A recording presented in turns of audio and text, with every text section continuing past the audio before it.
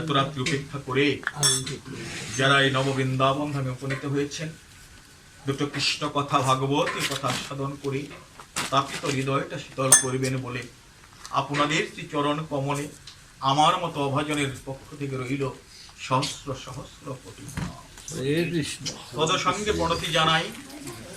যার কৃপা না হলে আজ এখানে আমরা উপস্থিত হতে পারতাম না। সে আমার অনাদিরাদি গোবিন্দ সচ্চিদানন্দ বিগ্রহ নবকিশোর নটবর শ্রী রাধা মাধবের যুগল চরণে রইল এই পাষণ্ডের অন্তরের অন্তরস্থল হতে সহস্র সহস্র ভক্তির ডাকে ভগবান আসে, রাখিতে ভক্তের মান, তাই ভক্তির ভগবান। সাধুগুরু বৈষ্ণব যে বাসনা নিয়ে আপনারা এসেছেন অমৃতময় ভাগবতী কথা শ্রবণ করি এই তাপিত হৃদয়টা শীতল করবেন। আজই বুঝি আপনাদের আসা যাওয়াটাই সার, কেন নয়? ভাগবত প্রবচনের উদ্দেশ্যে যে নরাধমকে ব্যাস আসনে বসিয়েছেন, এই নরাধমের মধ্যে ভাগবতের ভক্তের জ্ঞানটা ওঠে। তবে বলতে পারেন কেন বসেছ? বসেছে একটি সুন্দর মনোবাসনা নিয়ে। আমি আপনাদের মতো শুদ্ধ বৈষ্ণবের বদল থেকে আস্বাদন করেছিলাম। এই জগতে নরাধমই হোক না কেন, যত বড় পাপিষ্ঠই হোক না কেন, একবার যদি মান অভিমান করে গিয়ে আকৃষ্ট গোবিন্দ বলে ওই ভক্তের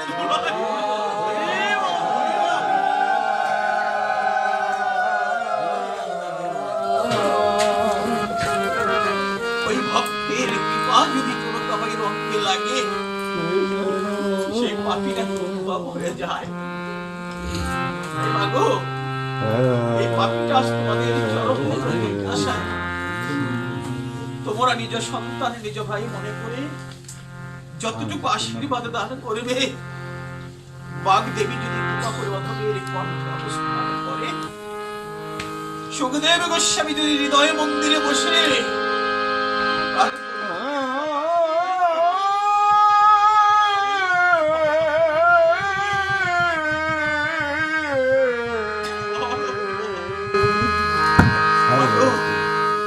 এক জনমের সাধনায় কখনো ভাগবত কথা কৃষ্ণ কথা এক জনমের সাধনায় কখনো কৃষ্ণ চরণে মেলে না। এক জনমের সাধনায় কখনো বৈষ্ণবের সঙ্গ হয় না। যদি পূর্ব জন্মের কোন স্বীকৃতি না থাকে, এমন সাধুগুরু বৈষ্ণবের বাজারে ভাগবত জানালেন কোটি জন্মের পুণ্যের ফলে ভাগবত স্বীকৃতি মেলে, আবার কোটি কোটি জন্মের পুণ্যের ফলে এমন সাধুগুরু বৈষ্ণবের জন্ম। তাই সেই সাধুগুরু বৈষ্ণবের শিরে নিয়ে যতটুকু গোবিন্দের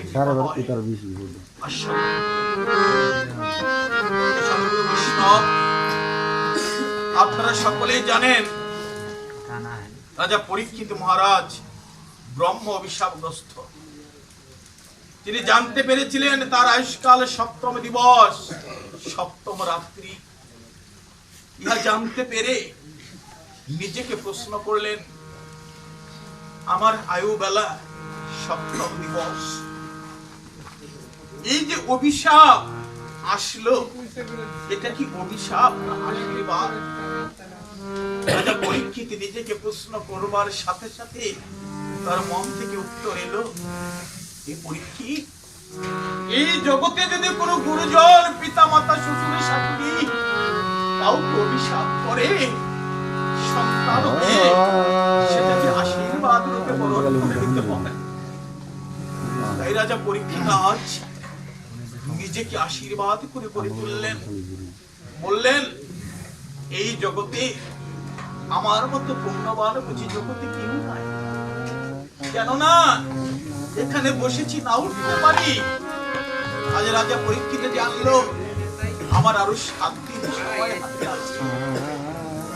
এই 7 দিনে যদি আমি এই রাজসিংহাসনে বসে থাকি, সকলে আমাকে রাজা বলে জানবে। কিন্তু একদিনও তো নিজেকে প্রশ্ন করলাম না, যার রাজত্বে এসে আমি বাস করছি সেই রাজ্যের রাজাটাকে। তাই সেই রাজ্যের রাজাকে পাবার তরে রাজ সিংহাসন পরিত্যাগ করে উপবেশন করলেন গঙ্গার তীরে। গঙ্গার তীরে ঘোড়ায় গড়াগড়ি দিয়ে খাচ্ছে।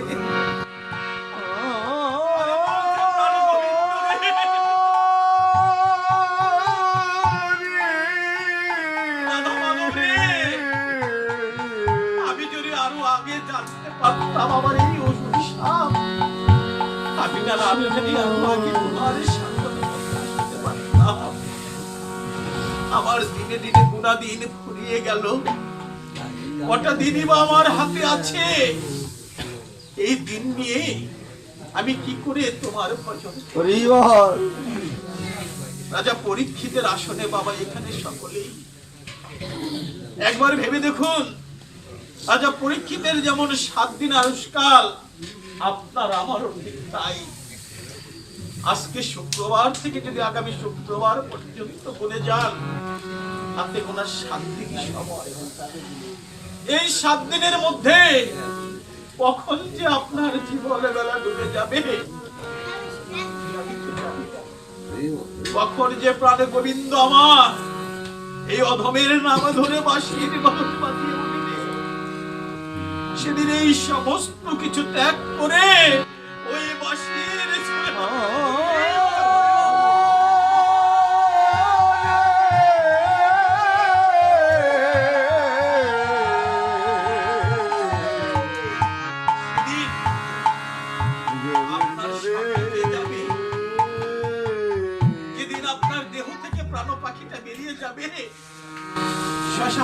নিয়ে যাবে কি যাবে আপনার সাথে, সেই দিন যাবে এই ভক্তের সঙ্গটুকু।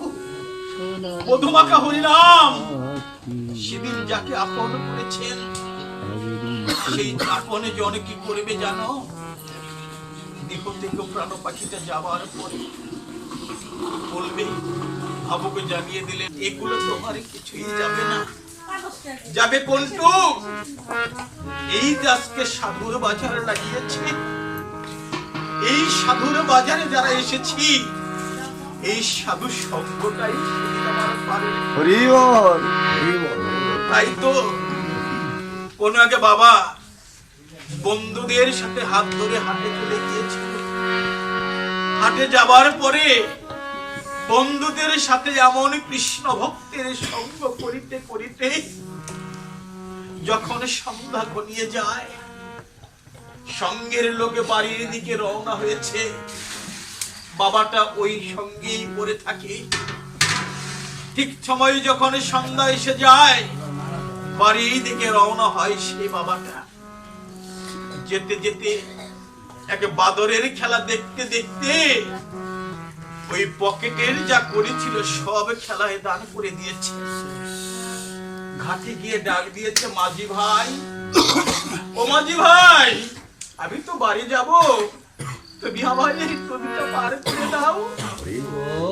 মাঝি বলেছিল, হে পারের যাত্রী, তোমার কাছে কি পারের কড়ি আছে? বলেছিল বাদরের খেলা দেখতে দেখতে কখন যে আমার সমস্ত করি শেষ হয়েছে আমি নিজেও জানি না। ও মাঝি ভাই, তুমি আমায় পার করে দাও। ঘাটের মাঝি সেদিন বলেছিল, যার কাছে করি নাই আমি তাকে পার করি না। নদীর তীরে বসে বসে ওই বাবাটা সেদিনই কেঁদে বলেছিল, প্রাণে গোবিন্দ রে, বাদরের খেলা দেখে যখন আমি টাকাটা পয়সাটা নষ্ট করলাম, ওই নষ্টটা যদি আমি তোমার যত্ন রেখে দিতাম, ওই মায়ার খেলায় যে অর্থটা আমি নষ্ট করেছি, এর কিঞ্চিত অর্থ যদি আমি প্রাণ গোবিন্দ তোমার সেবায় লাগাতাম, তাহলে বলি এই পারের ঘাটায় আমার বসে থাকতে হতো না। মাঝি পার করছে না, বাবাটা যখন এমন করে কাঁদছে, আগে বৈষ্ণব এসে বললো, মাঝি ভাই তুমি ওকে পার করে দাও, তুমি ওকে পার করে দাও। মাঝি বলছে ওর কাছে তো করি নেই। সেই বৈষ্ণব বলেছিল, মাঝি ভাই ওর কাছে করি নেই তো কি হয়েছে, আমার কাছে আছে, তুমি কেন দেবে ওকে? ও মাঝি ভাই, এই তো এই বাসুদেবের আজ্ঞায় ভাগবত পাঠ হয়েছিল, আমি ওই ওদের সঙ্গে করেছিলাম, ও আমার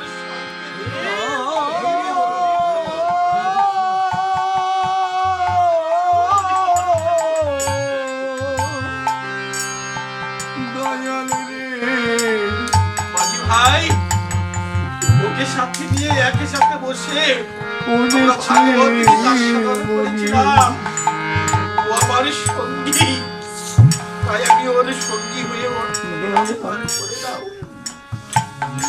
বাবা, এই তো সাধু সঙ্গের ফল, এই তো সাধু সঙ্গের মহিমা। আজ তাই ভাগবত উপলক্ষ করে আপনাদের কাছে এসেছি। রাজা পরীক্ষিতের মতন অভাবের যখন জগবেলা ডুবে যাবে, হে সাধুগুরু বৈষ্ণব, জীবনে যতদিন আপনাদের সঙ্গ করলাম, আপনাদের কাছ থেকে কিছু চাইনি, আজ বড় চাইতে ইচ্ছা করছে ওই পারের ঘাটায় গিয়ে যদি দেখেন এই পাপীটা মরে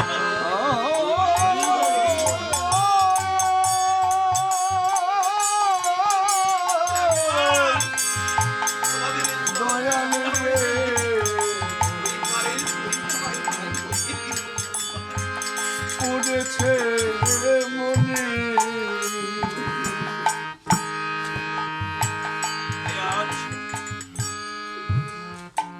রাজা পরীক্ষিত ধুলায় গড়াগড়ি দিয়ে কাঁদছে। বৈষ্ণব সাক্ষাৎ দিয়ে বললেন, পরীক্ষিত তুমি তো কখনো রাজবেশ ছেড়ে, রাজকোষ ছেড়ে বাহির আসনি, আজ তোমার এই বেশ কেন? ভিখারির ঝুলি কাঁধে নিয়ে আজ এসেছো, তোমার কি অভাব? বলেছে আমার বড় ভক্তের শক্তির অভাব। বৈষ্ণব, আমি ওই রাজার সিংহাসনে বসে, রাজ সিংহাসনে বসে কখনো সাধুগুরু বৈষ্ণবের সঙ্গ করতে পারি নাই। আমি জানতে পেরেছি এই জগতে সাধুগুরু বৈষ্ণবের সঙ্গই জীবের উত্তম সঙ্গ। তাই তো রায় রামানন্দ মহাপ্রভুকে বলেছিলেন, মহাপ্রভু আমার জীবের দুর্দিন কোন দিন? সেদিন মহাপ্রভু বলেছিল, রামানন্দ মেঘাচ্ছন্ন দিন কখনো নহে দুর্দিন। আকাশে মেঘ করেছে ওই দিন তোমার দুর্দিন নয়। দুর্দিন কোন দিন? কৃষ্ণ ভক্তের বিরহে যেদিন, যেদিন কৃষ্ণ কথা কর্ণে আসে না, কৃষ্ণ ভক্তের সঙ্গ হয় না, সেই দিনে জীবের আজ সেই ভক্তের সাক্ষী পরীক্ষিত মহারাজে বলছে, বৈষ্ণব জীবনে তো কোনোদিন মস্তকটা নত করতে পারি নাই, আমি আজ আপনার শুদ্ধ বৈষ্ণবের চরণে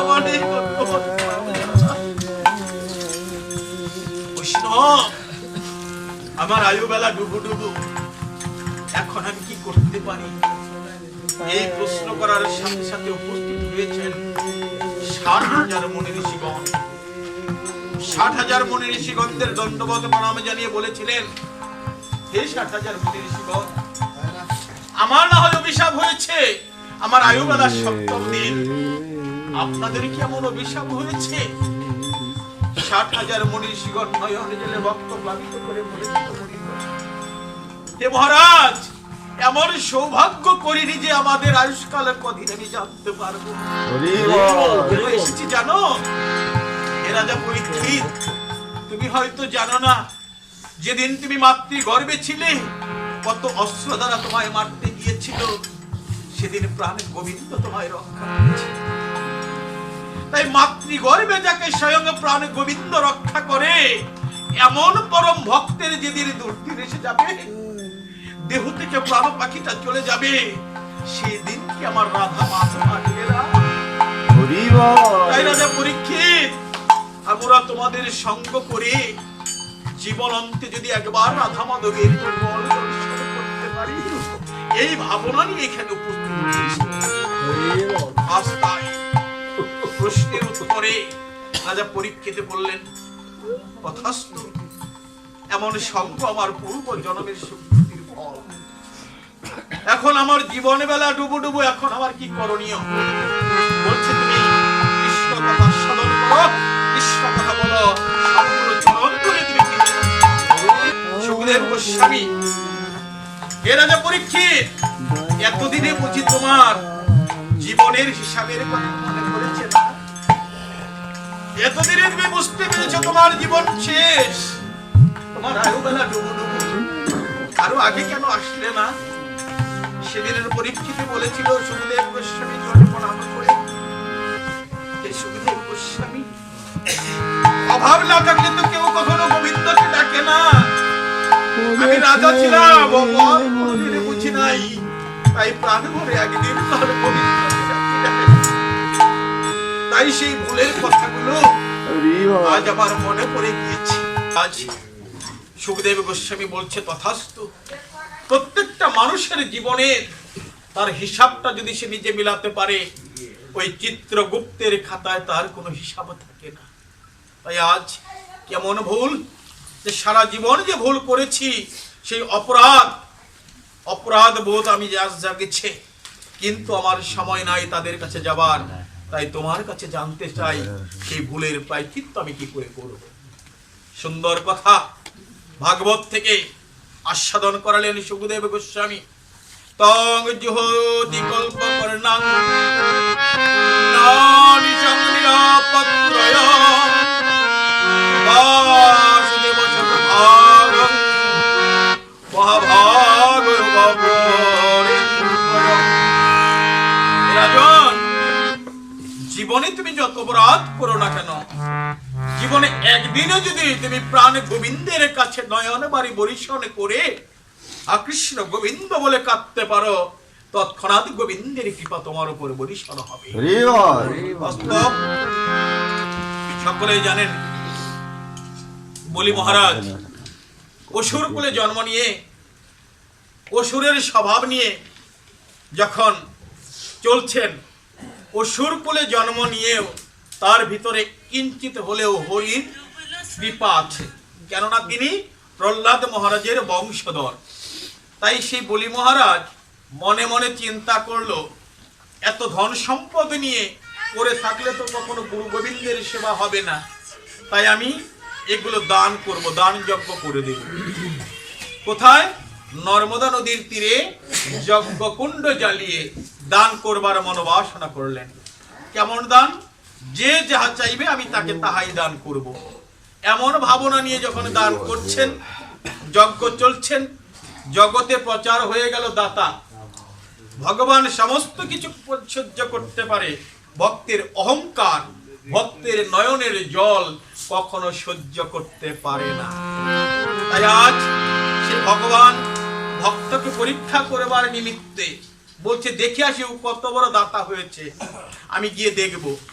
আজ এক ব্রাহ্মণ রূপ ধারণ করে বামন অবতার হয়ে চলেছেন সেই দান গ্রহণ করতে। যখন বলি মহারাজের দ্বারে আমার বামন অবতার দাঁড়িয়েছে ছাতা মাথায় নিয়ে, বেটে ব্রাহ্মণ রূপ, এমন রূপ দর্শন করে বলি মহারাজের কন্যা রত্নাবলী বলেছিল, এমন সুন্দর ব্রাহ্মণ সন্তানকে যদি আমি পেতাম, আমি ওকে পক্ষে জড়িয়ে ধরে স্তন দুগ্ধ পান করাতাম। প্রাণ গোবিন্দ আমার বামন অবতারে বলি মহারাজের কন্যাকে আশীর্বাদ করলেন, তথাস্তু, পরবর্তী জন্মে তোমার তাহাই প্রাপ্য হবে। তাই দান গ্রহণ করবার জন্য যখন যজ্ঞকুণ্ডে উপস্থিত হয়েছেন, বলি মহারাজ দণ্ডবত প্রণাম জানিয়ে চরণ ধৌত করে চরণামৃত প্রাণ করে বলেছিলেন, আপনি আসন গ্রহণ করুন, আপনি বলুন আপনি কি চান, আমি ব্রত করেছি যে যাহা চাইবে তাকে আমি তাহাই দেব। বলি মহারাজ যখন এই কথা বলেছেন আমার বামন অবতার আমি বেশি কিছু চাই না, আমি 3টি পদ রাখবো এমন জায়গাটা আমি চাই। এমন যখন বলেছিলেন, বলি মহারাজের যিনি গুরুদেব ছিলেন শুক্রাচার্য, অসুরদের গুরুদেব, তো তার অসুর স্বভাবই তার মধ্যে ছিল। তাই শুক্রাচার্য সেদিন বলি মহারাজকে বলেছিল, বলি সাবধান, এ কিন্তু কোনো সাধারণ ব্রাহ্মণ নয়, এ তোমার সর্বশান্ত করবার জন্য এসেছেন। দেখুন, যখন নিষেধ করলেন, বলি মহারাজ গুরুদেবের বাক্য লঙ্ঘন করে বললেন, আমি যে ব্রত নিয়েছি দান করব, যেই আসুক না কেন আমি এই ব্রত থেকে পিছপা হব না। গুরু বাক্য লঙ্ঘন করলেন। গুরুদেব ওকে সাধন ভজন থেকে একটু দূরে রাখবার চেষ্টা করলেন। দেখুন, গুরু হয়েও নিস্তার পায়নি। তখন যখন বলেছে ত্রিপাদ ভূমি দাও, এমন সময় কোমণ্ডল থেকে জল নিয়ে আসমন করে তো দিতে হয়।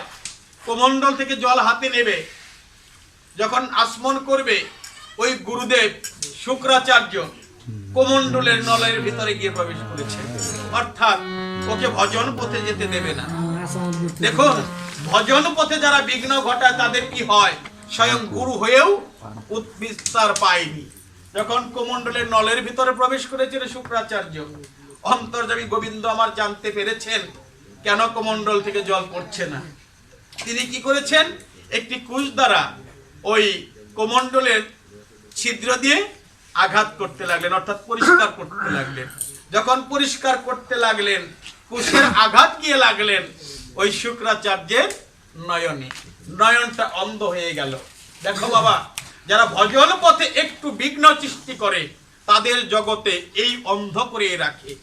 বলবেন এই জগতে তো কাউকে দেখি নাই এমন করেছে। ও বাবা, ওই নয়ন নয়, এই জগতে যারা কৃষ্ণ বলে কাঁদে না, ভগবান অর্থ দিয়ে, টাকা পয়সা দিয়ে, ধনৈশ্বর্য দিয়ে তাদের জ্ঞানের নয়ন অন্ধ করে দিয়ে অসৎসঙ্গে ধাবিত করে দেয়। হরে কৃষ্ণ। আজ তাই শুক্রাচার্য যখন অন্ধ হয়ে গেলেন, কোমণ্ডল থেকে বেরিয়ে তিনি ক্ষমা প্রার্থনা করলেন, হে প্রভু আমার ভুল হয়েছে, যেহেতু অপরাধ করেছে অপরাধের সাজা পেয়েছে, তাই আজ বলি মহারাজ হাতে কোমণ্ডল থেকে জল নিয়ে আসমন করে প্রতিজ্ঞা করেছে, হে বামন অবতার, তুমি যা চাইবে আমি তোমাকে তাই দেব। ত্রিপাদ ভূমি তুমি চেয়েছ, এই শশাবরা পৃথিবী আমার, তুমি 3টে পদ রাখবে এমন জায়গা চাচ্ছ কেন? আমার রাজকোষে যদি চাও আমি তাও তোমায় দিয়ে দেব। বলি মহারাজের এমন কথা শুনে বামন অবতার মৃদু মৃদু করে হাসছে, বলছে আমি এগুলো চাই না, আমি 3টে চরণ রাখবো এমন জায়গা দাও। ও বুঝতে পারেনি কি এসেছে। এমন সময় বলেছে, তোমার যেখান থেকে কুচি তুমি সেখান থেকে ভূমি নিয়ে নাও। বামন অবতার আমার এক পদ দ্বারা স্বর্গ আর এক পদ দ্বারা মর্ত অধিকার করে নিলেন। এবার বলি মহারাজের একটু ভিতরে জ্ঞানের উদয় হলো, এটা কি? এমন সময় নাভিকমল থেকে আরেকটা চরণের উৎপত্তি বলেন, এই চরণ রাখার জায়গাটা তুমি আমায় দাও। বলি মহারাজ ভেবেছিলেন 3টে পদ রাখবে এমন জায়গা, এখন দেখলে স্বর্গ নরক তিনি সব স্বর্গমঠ অধিকার করেছেন, এই জায়গাটা কোথায় দেবে? তিনি ভীত হয়ে সতর্ক হয়ে হাত জোর করে রইলেন। তার ভিতরে জ্ঞানের পূর্ণ বিকাশ ঘটেনি। তাই তিনি গৃহে গিয়ে তার রমণীকে বললেন যে আমি এমন দান দিতে চেয়েছি, কিন্তু আজ বুঝি আমার সেই দান থেকে বঞ্চিত হয়ে যাব। কেন? যে ত্রিপাদ ভূমি চেয়েছেন, এক পদ দ্বারা স্বর্গ আর এক পদ দ্বারা মর্ত অধিকার করেছে, এবার আমি কোন জায়গাটা তাকে দেব? দেখো মাগো, তোমরাই পারো পিতাকে সঠিক ভজন পথে নিতে। তাই আজ বলি মহারাজের স্ত্রী এসে দণ্ডবত প্রণাম জানিয়েছে প্রভুর চরণে, বলছে, প্রভু হে, যে ভূমি তুমি যে অধিকার করে নিয়েছে এগুলো তো সব তোমার। এই জগতে শ্রেষ্ঠ একটা ভূমি রয়েছে, কৃপা করে যদি তুমি ওই ভূমিতে চরণটা রাখতে, আমাদের এই পাপী জনমটা উদ্ধার। আমার এই পাপী বস্ত্রকে যদি তোমার ওই রাতুল চরণটা একবার, এই পাপী বস্ত্রকে তোমার ওই চরণটা যদি একবার রাখতে, অসুর কুলে জন্ম দিয়ে আবার নাম করে বলছে, যাও, আদি তো জীবনের উত্তম সময়, তুমি তোমার মূল্যবান ভূমিটা প্রভুর চরণে দান করে দাও। প্রভুর চরণে কি বলছেন, প্রভু হে, একমাত্র দেবার মতো আমার এই ভূমিটাই রয়েছে, কৃপা করে যদি তুমি গ্রহণ করো। বলি অবতার, বামন অবতার, ওকে চরণে মস্তকে চরণ দিয়ে বলেছে, যা, তোকে আমি পাতাল পুরীতে পাঠিয়ে দিলাম। এদিকে যখন দান করেছে, দান গ্রহণ করেছে, তাহলে ভগবান তাকে কিছু দেবেন। ওই দান গ্রহণ করে বলি মহারাজ বলেছিল, প্রভু আমি তোমায় দান করলাম, দানের দক্ষিণা স্বরূপ কিছু দিতে হবে। বলছে, আর কি দিতে চাও? কোন ব্রাহ্মণ গোসাইকে যদি একটা বস্ত্র দান করেন, তাতে 2-1 টাকা দক্ষিণা দিতে হয়। বলছে, তুমি যে দান করলে দানের দক্ষিণা দেবে না?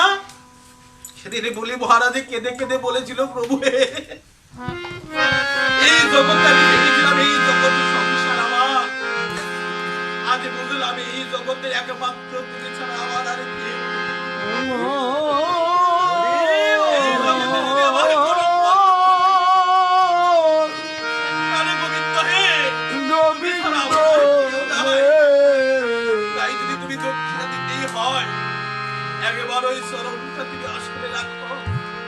আমার এই গঙ্গা যমুনাতে তোমার চরণ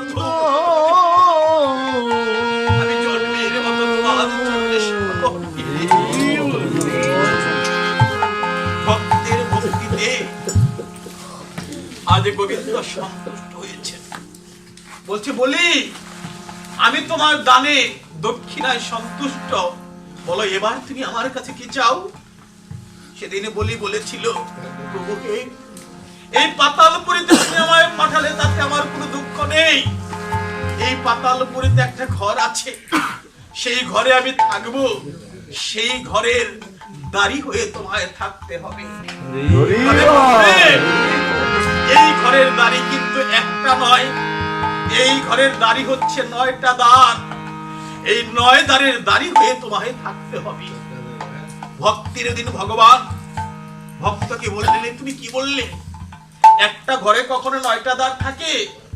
বলেছে, প্রভু হে, তবে কি তোমার সৃষ্টি মিথ্যা? তুমি ভেবে দেখো তো, আমাদের এই 9টা দ্বার দিয়ে কাটিয়েছ। আমি তো জানি না কখন আমার জীবনে বেলা ডুবে যাবে। আমার এই 9 দ্বারের যে দ্বার দিয়েই আমার এই প্রাণ পাখিটা বেরিয়ে যাক না কেন প্রভু, আমি অন্তিম সময়ে যেন তোমার ওই যুগল দর্শনে করে রাধা কৃষ্ণ প্রেমানন্দে।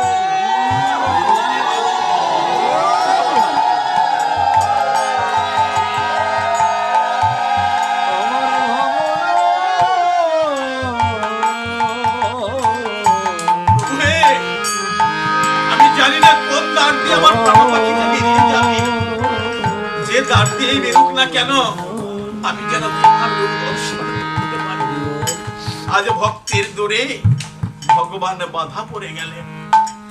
অসুর কুলে জন্ম নিয়েও আজ ভগবানকে বেঁধে ফেললেন। আর আমরা মানুষ হয়ে দুর্লভ মনুষ্য জন্ম পেয়েও বদনে একবার একবারে কৃষ্ণ কৃষ্ণ বলে ডাকলাম না। এই জন্মটা তোমাদের বিফলেই চলে গেল। দিনে দিনে গুণাধীন আমাদের ফুরিয়ে গেল। আর কি কখনো হবে এই দিন? ধরে নিতে হবে এটাই আমার জীবনের শেষ দিন। তাই আজ বলি মহারাজের মতো বলতেই হয়, বলি তো গোবিন্দের চরণে পেয়েছিল। আমার মতো তাই আমি গোবিন্দের চরণ নয়, আমি রাধা মাধবের চরণ নয় ভক্তগণ, আমি যেন জন্মে জন্মে তোমাদের মতো ভক্তের চরণ ধুলি আমি পেতে পারি। বলি মহারাজে গোবিন্দের চরণে শরণ দিলে গোবিন্দকে ভালোবাসায় আজ একাকিত্ব করে বৈষ্ণব যে আঙিনায় আজ ভাগবত পাঠে এসেছি, আজ গোপাল কাকার মৃত্যু ভাবছি। এই বাড়িটা আমার মায়ের একটা প্রিয় বাড়ি। এই বাড়ির যতগুলো সন্তান আছে, বাসুদেব মহাদেব সুখদেব, ওদের সাথে কেন যেন একটা আত্মার বন্ধন। সেই আত্মার বন্ধন থেকে বলছি সাধুগুরু বৈষ্ণব, ওরা আজ পিতা হারিয়ে কাঙাল, সাধুগুরু কৃষ্ণ, সকলকেই তো একদিনে চলে যেতে হবে।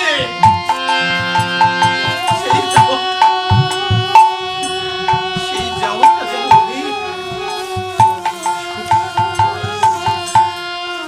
আজ এই আঙিনায় বসে ভাগবত আলোচনা করছি। এই আঙিনা যিনি মধ্যমণি হয়ে থাকতেন সেই কাকাবাবু আমাদের ছেড়ে চলে গিয়েছে। তার আত্মার সদ্গতি কামনায় আজ ভাগবত পাঠ। এই সাধুগুরু বৈষ্ণব আমার মতো পাপীর ডাক তো গোবিন্দ কখনো শুনবে না। তাই আপনারা সাধুগুরু বৈষ্ণব আপনাদের ডাক প্রাণ গোবিন্দ শুনবে। আপনার প্রাণ গোবিন্দের কাছে হাত উঠিয়ে বলবে, কাকাকে যেন তার তার রেখে যাওয়া স্ত্রী পুত্র কন্যাদের যেন কৃষ্ণময় হয়। তারা জন্মে জন্মে যেন আপনাদের মতো ভক্তির সঙ্গ করতে পারে। এই সাধুগুরু বৈষ্ণব যে বয়সে আজ এবারে মা স্বামী হারা, এই বয়সে তার মতো কাঙাল আর এই জগতে কেউ নাই। আমাদের মতো বয়স যাদের, তাদের এই বয়সে স্ত্রী না থাকলেও চলে, তাদের স্বামী না থাকলেও চলে। কিন্তু এমন একটা মাঝবয়সী বয়সে যদি কারো স্বামী চলে যায়, ওদের মতো কাঙাল এই জগতে আর কেউ নাই। সন্তান তাদের আলাদা করে রেখে দেয়, এক ঘরে পড়ে থাকে, এক গ্লাস জল সেবা করার মতো সামর্থ্য থাকে। তাই এই কাঙাল যারা হয়েছে তারাই জানে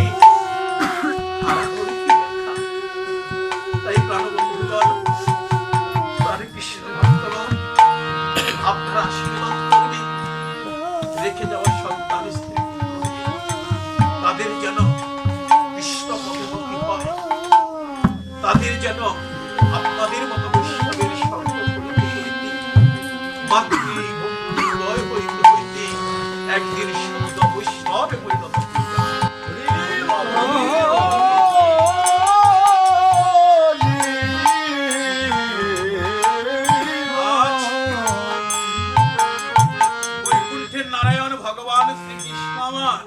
বামন অবতার হয়ে পাতালপুরীতে আটকা পড়ে রইলেন ভক্তের নয় দ্বারের দাঁড়ি হয়ে। আস্তাই লক্ষ্মী দেবী প্রভু দেবর্ষিকে ডেকে বলছে, দেবর্ষি রে, তোর প্রভুকে তো দেখছি না। বলতে প্রভু ভক্তের ডোরে বাধা পড়ে গিয়েছে, তাকে আর প্রভু পাবে না। কোথায়?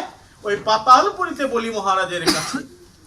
লক্ষ্মী দেবী বলি মহারাজের রূপের এমন রূপ দর্শন করে পাতালপুরীতে রওনা দিয়েছেন। ঠিক এমন পূর্বের ঘটনা, যখন পিতা বলি মহারাজকে পাতালপুরীতে পাঠিয়ে দেওয়া হলো, ওই যে বলি মহারাজের কন্যা যে বলেছিল এমন সন্তান পেলে বুকের দুগ্ধ পান করাতাম, ও আবার বলছে এমন সন্তানকে যদি পেতাম স্তনে বিষ মাখিয়ে ওকে মেরে ফেলতাম।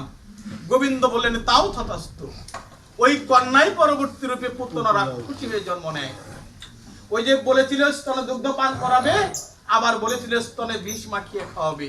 তাই সেই পুতনা রাক্ষসী হয়ে পরবর্তী জন্মে ওই গোবিন্দকে কোলে নিয়েছিলেন, বিষ মাখানো স্তন পান করিয়েছিলেন। এখান থেকেই শিক্ষা, তুমি এখন যাহা কিছু করবা পরবর্তীতে তাহাই তুমি প্রাপ্ত হবা। তাই আজ লক্ষ্মী দেবী পাতালপুরীতে যাচ্ছে কোন রূপে? বলি মহারাজের বোনের রূপ ধারণ করে।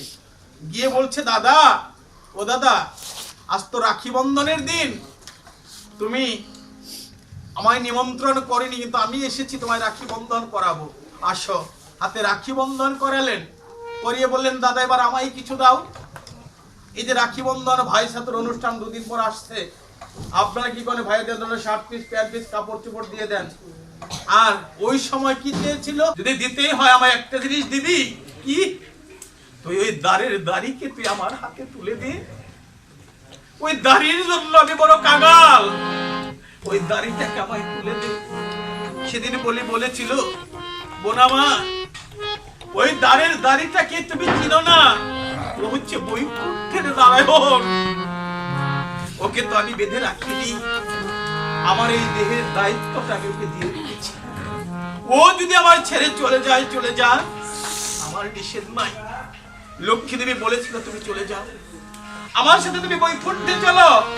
নারায়ণ বলেছিল সেই বামন অবতার, লক্ষ্মী প্রয়োজনে আমি বৈকুণ্ঠ ত্যাগ করতে পারি, প্রয়োজনে আমি তোমাকে ত্যাগ করতে পারি, কিন্তু আমার ভক্তকে কখনো ত্যাগ করতে হবে না।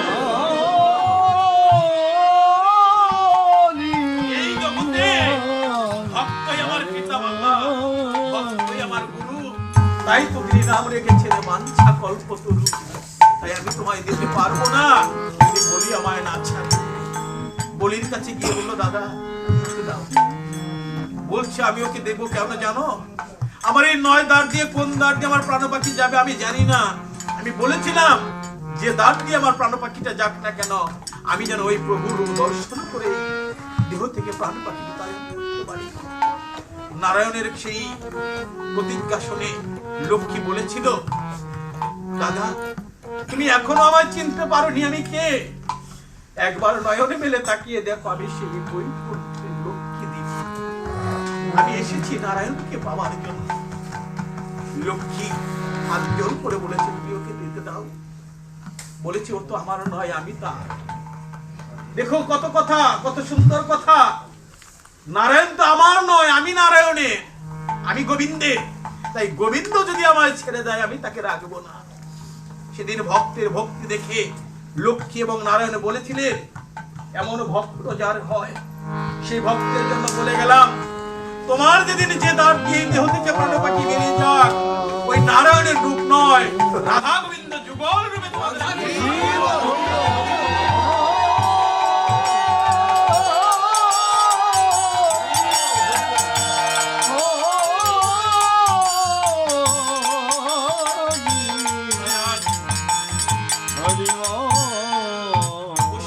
জন্ম নিয়েও রাধা গোবিন্দের যুগল চরণে গিয়ে বলি মহারাজ আমাদের কি হলো গো? জীবনে এমন দিন কখনো আসবে জানি না। তবে যাই হোক, আজকে আপনাদের কাছে ভাগবত নিয়ে এসেছি। সেই ভাগবত থেকে আপনাদের কাছে বলছি, আজ এই আঙিনায় ভাগবত পঠনের মধ্য দিয়ে যদি আপনাদের ভিতর কিঞ্চিত কৃষ্ণ প্রেম, গুরু প্রেমে জাগাতে পারি, তবেই অদমের সার্থকতা। আগামীকাল এই আঙিনায় মহোৎসব হবে। আপনাদের সকলের নিমন্ত্রণ আমি আপনাদের পক্ষ থেকে দিয়ে যাব। আর মহোৎসবের লাভটা কি, কেন করা হয়, 2 মিনিট সময় নিয়ে বিশ্রাম দিয়ে চলে যাব। আজ থেকে অনেক দিন আগে বৃন্দাবনের পাশে এক বৈষ্ণব বাস করতেন, নাম ছিল তার দীনদাস। স্ত্রী ছিলেন হৈমাবতী। তাদের কর্মই ছিল 10 বাড়ি ভিক্ষা করে বৈষ্ণবের সেবা দেওয়া। তাই আজ দীনদাস ভিক্ষা করতে গিয়েছে হৈমাবতী গৃহে। এমন সময় 5 জন বৈষ্ণব এসে দাঁড়িয়েছেন। বৈষ্ণব এসে বললেন, মা আমরা তোমার গৃহে অতিথি হয়ে এসেছি। হৈমাবতী তাদের আসন পেতে দিলেন।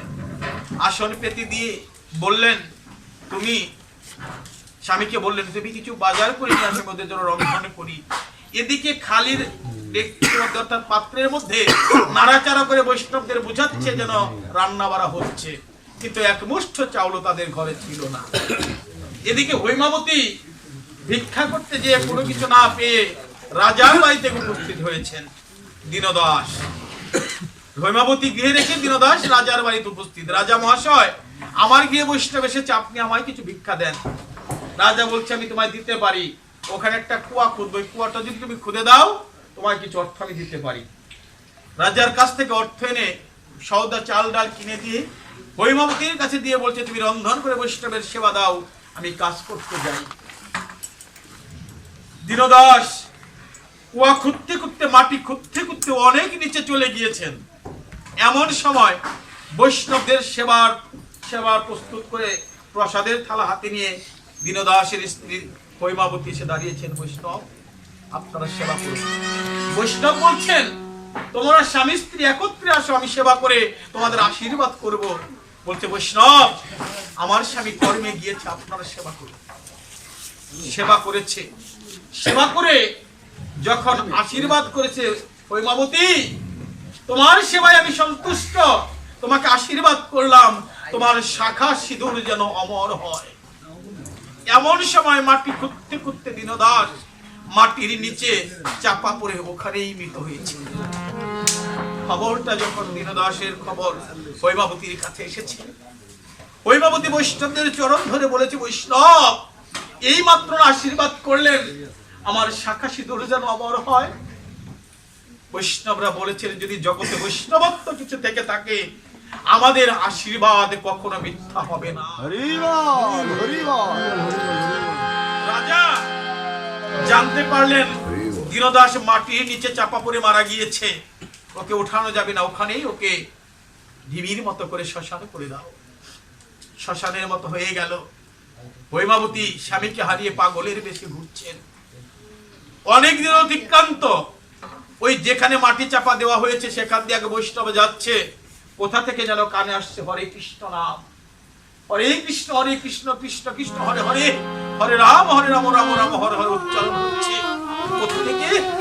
আশেপাশে তাকিয়ে দেখলেন কেউ নেই, ওই মাটির ঢিবি থেকে হরিনাম হচ্ছে।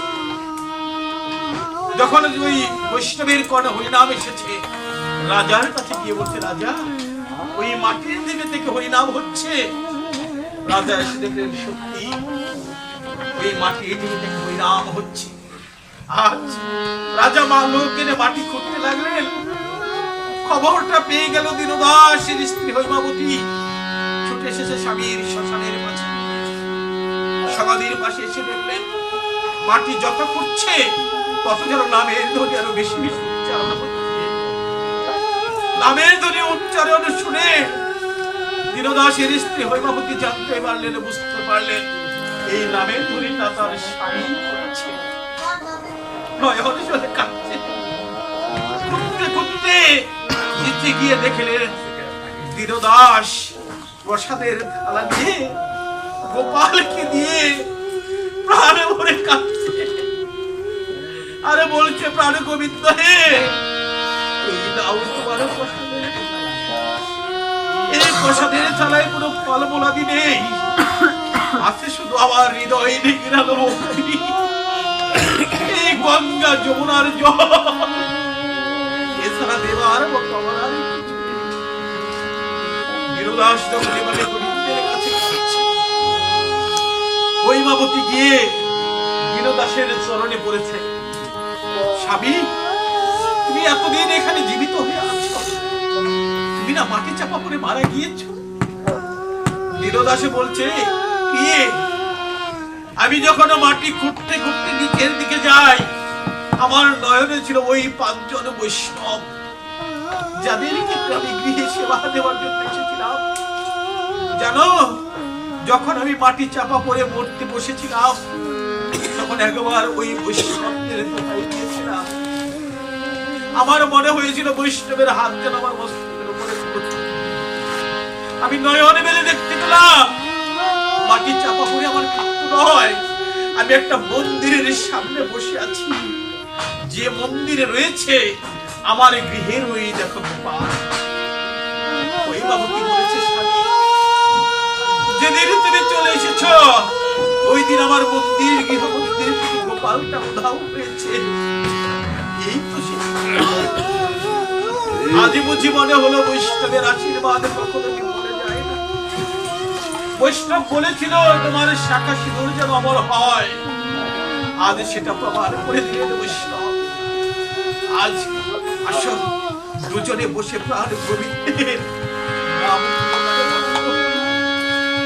এমন জীবন যখন আর হয় কিনা, আজ দুজনে বসে নয়ন জলে প্রাণ গোবিন্দের ডাকছে। রাজা ঘোষণা করে দিলেন, আজ থেকে এই জায়গাটা কোন শ্মশান নয়, এটা হয়ে যাবে আমার বৈষ্ণবের বাজার। যত সাধুগুরু বৈষ্ণব আছে সকলে এখানে কীর্তন করবে। আমি ওই রাজকোষ ত্যাগ করে, রাজ সেই আসন পরিত্যাগ করে সাধুর বাজারে ঘোড়ায় ঘোরাবো।